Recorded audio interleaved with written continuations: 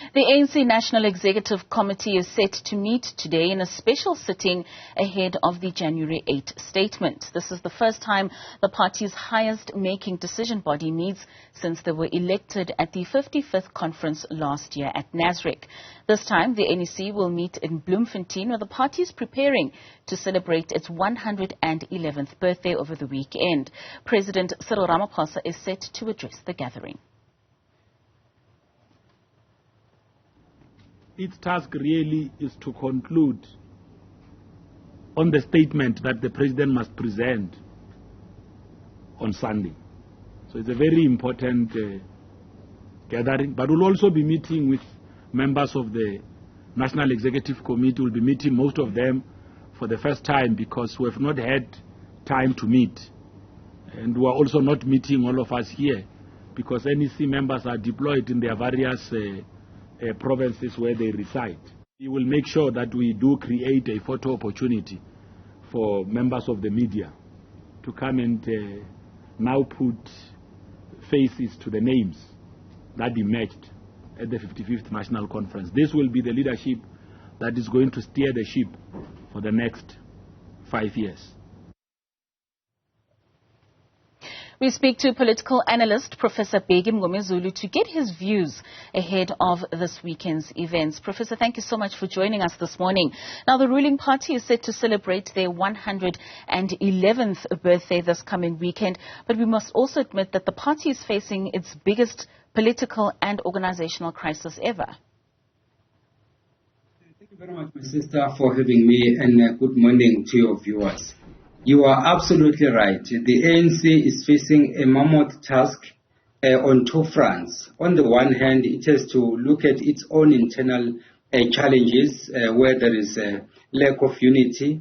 And then, of course, outside of the ANC, there are a number of issues of national importance which are giving the leadership a headache. Top on the list is the issue of load shedding, which has become a menace, in fact, to society, because it touches on all spheres of life, whether you are talking about the economy, we are talking about job creation, we are talking about anything else. So those are some of the challenges that the ANC has to deal with. So it is indeed going to be a very tough January 8 statement given the context that we are just outlining. Well, in previous January statements, we've never really seen the ANC being candid about their problems. Do we expect for them to speak freely about their weaknesses and some of the failures that they are facing in government? I'm optimistic, my sister, that this time around the president will have to be honest and then, of course, concede that a number of things have gone wrong. Because ordinarily, if you have a statement of this nature, you have to reflect on the previous statement, look at some of the promises that you made, and then try to establish the extent to which you have been able to achieve those.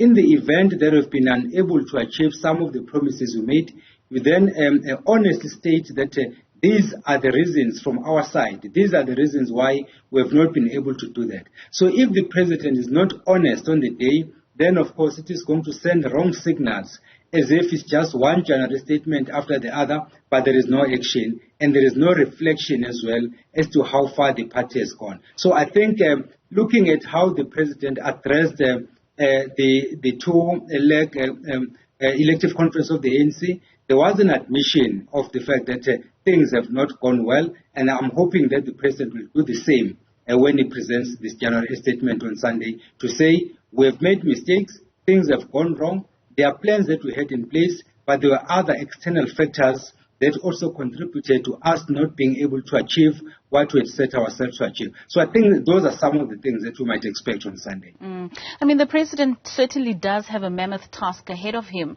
with the statement being celebrated in Mangaung, and we know that that is a province where a lot of political upheaval has happened for the ANC. We also saw a lot of the residents of Mangaung complaining about the lack of service delivery that they're experiencing in that area, and many of their issues not being taken care of or even seemingly being looked at. Absolutely, absolutely. Because if you have a January 8 statement, it's something similar like when you are having the State of the Nation address. The only difference is that the January 8 statement is a party event. But then by virtue of the fact that the ANC is currently the governing party, what appears to be a party event ends up being an issue of national importance. So that is why then eyes are glued on this particular event as though it's a national issue when in fact it is a party issue. So the issues we are highlighting are very critical and they bear relevance to the January 8 statement. Because if, for example, the president had promised that services will be accelerated or service delivery will be accelerated and then more jobs will be created and so on and so forth, people will be wanting to know, in the case of Mangaung, how do you then respond, Mr. President, to the fact that our situation is getting worse by day and there is no service delivery, there is no unity, so all of the things that are negative are showing up. So how do we respond to this? So it is important, therefore, for the president to, aligning this question to your first one, for the president to say, yes, indeed, we had made these promises, but then these are the reasons why we failed to deliver, and then going forward, these are the plans that we are going to put in place. Although I'm not optimistic that people are going to believe the plans, because so many plans have been put on paper, but then when it comes to service delivery, either government or the party has fallen short. So I think that is the challenge that the president will have to contend with. Do you think the ANC has gotten to a point where they possibly understand where they could possibly be getting it wrong in terms of putting together policies that are good on paper, but it seems as though the implementation of those policies is always lagging behind? No, the president, the ANC has been generous when it comes to formulating policies. And most of these policies, they make sense. In fact, they are sound policies. The only area where the party is lacking is on the implementation part. And it is the same situation that we find in government. Our government is one of the very few globally that have very progressive policies that look very good on paper, but then when it comes to implementation, it's something else altogether. So I think the only thing that needs to happen now is to say, of the policies that were formulated since 1994, which ones have succeeded and which ones have failed, and why have we failed to deliver on those policies? And I'm in fact disappointed because you even have a unit which is called quality monitoring and evaluation. So the question is, people in that particular portfolio, what is it exactly that they are doing? If policies are good, but then implementation is lacking, are they not going to be afforded an opportunity to explain to the nation as to why the implementation part is lagging behind when in fact the policies look good on paper? So I think that is one area where I think the party needs to try and change things. Otherwise, the status quo will remain, and then of course the image of the organization will be severely dented. The president is going into these celebrations coming out of the conclusion of that 55th National Conference, and with many seemingly to be supporters of the president within the top 7 and the NEC. Do we then see that possibly the ANC as a party with the president at the helm will have more way in terms of making sure that they are united, and therefore then the country being run in a way that come the 2024 elections, the ANC could be trusted once again? My sister, for me, that is a disadvantage. If you have so many people, my connection is weak, but if you have so many people applauding you, you then become complacent. If anything, I would have expected that there should be a balance at least of the two warring factions, as it were, so that at least there would be someone who's going to keep you on your toes. The moment you have too many people who are applauding you, who are becoming cheerleaders, then it means that you are going to become complacent, knowing for sure that there will be no consequences. On paper, this might appear good because people would say the president has so many people that he trusts, people are going to work with him and sing from the same hymn book. But the disadvantage thereof is that even if the president derails, those people are not going to be bold enough to challenge him, or at least to caution him and say, if you do ABC, this will be the end result. So I don't think it's a good thing. Although at a broader level, some people might say it's good because it means that whatever the president decides to do will be done. But the question is, has the president failed because of the people from the other side, or has he failed for other reasons? So that is the critical question that we need to address. Most certainly, and I suppose that will also then feed into the question that he's been asked. He was also asked again this morning at the Golf Day with regards to the imminent reshuffle that is about to take place. Some members not making it onto that NEC list. What do you foresee with regards to that possible reshuffle that the president is faced with?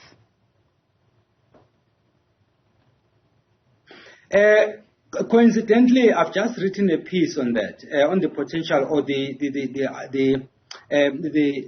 possible cabinet reshuffle that we are awaiting, which is in fact a reality, given the fact that the likes of Fikile Mbalula will be expected to go to the House. So definitely there's going to be cabinet reshuffle. And the other reason, of course, is the one we are pointing out, that not all those cabinet members have made it to the NEC, for instance. So then there might be a need to reshuffle cabinet. In so doing, I think that the president will have to be extra careful. It's in times like this when you need leadership dexterity, whereby the president should not be using the power that has been given to him by the mandate that he got from the conference, but then to say what is good for the country and who are the best suitable candidates to assist me in delivering on the mandate that I've been given. If the president uses this opportunity to appease those who protected him when he was about to resign on the 21st of November, then of course he will be shooting himself on the foot. The best that he can do is to identify people with talent, people with skills, people who are going to be able to assist him in achieving the goals that he wants to achieve for the sake of the country and then secondly for the sake of the party. But then if he says he's focusing on those who have assisted him and then he wants to pay back, as it were, then he will be losing a great opportunity for him to do the right thing. All right. Thank you so much for your contributions. That's political analyst Professor Bheki Mngomezulu speaking to us there ahead of the January 8 statement celebrations that will be taking place on Sunday, as well as some of the expectations that we can get from the president's address.